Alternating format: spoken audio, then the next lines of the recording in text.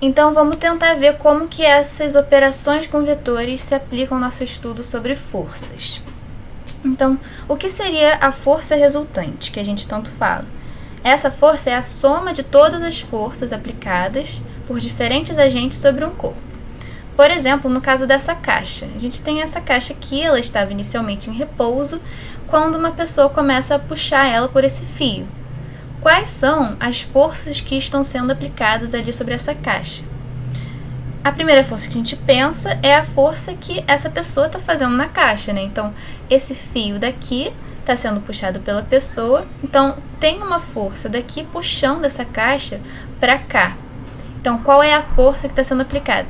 Ela vai ser representada por essa seta, que vai ter a direção do fio e vai ter uma certa magnitude aqui. E o sentido é no sentido em que a pessoa está se locomovendo.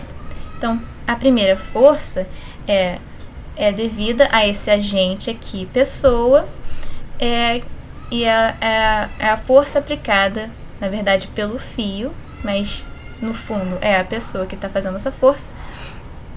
E esse é o primeiro agente, essa primeira força que está atuando aqui sobre a caixa. Mas existem outras forças também.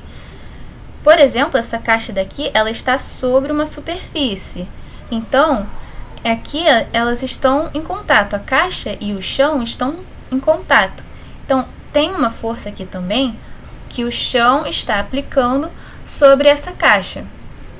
Então, a gente tem uma força aqui para cima. Ela está mantendo o corpo aqui parado com essa força para cima.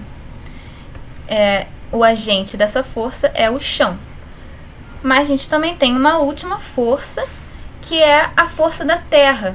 A Terra, né, que a gente sabe, está sempre puxando as coisas para baixo, para o seu centro, para o centro da Terra.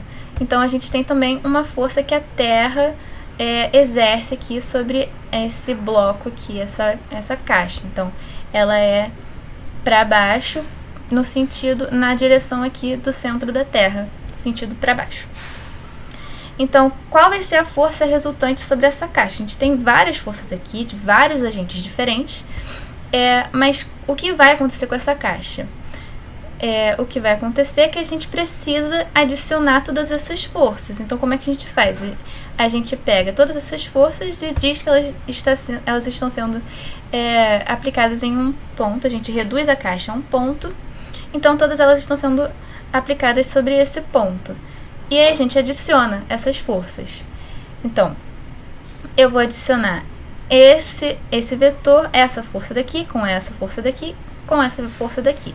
Então, eu preciso, pela regra do polígono lá, deslocar esse vetor para cá.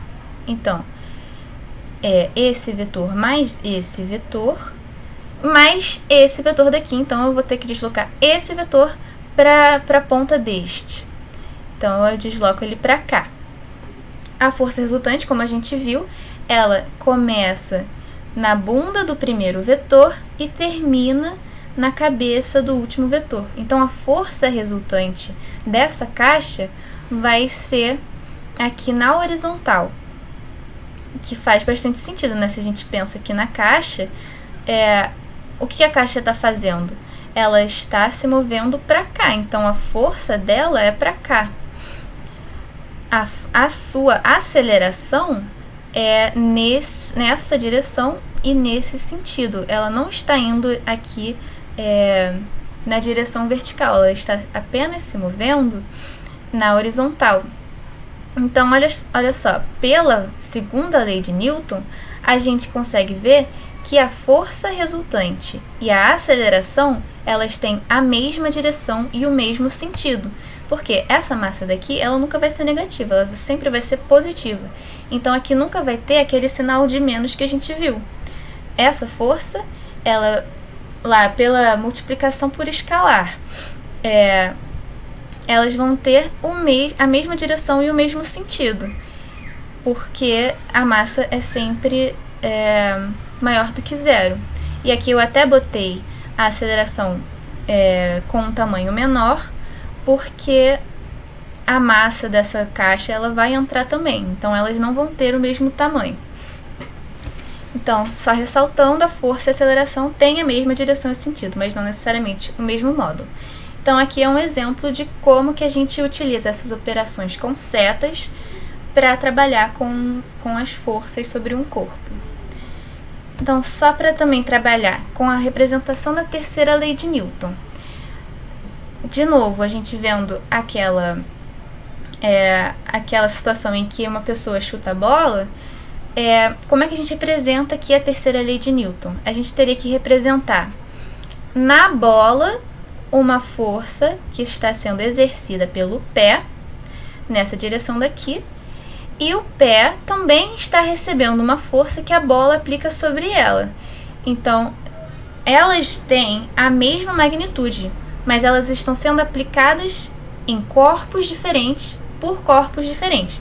Essa força daqui sobre a bola exercida pelo pé, ela está sendo aplicada sobre a bola. Isso daqui é sobre a bola.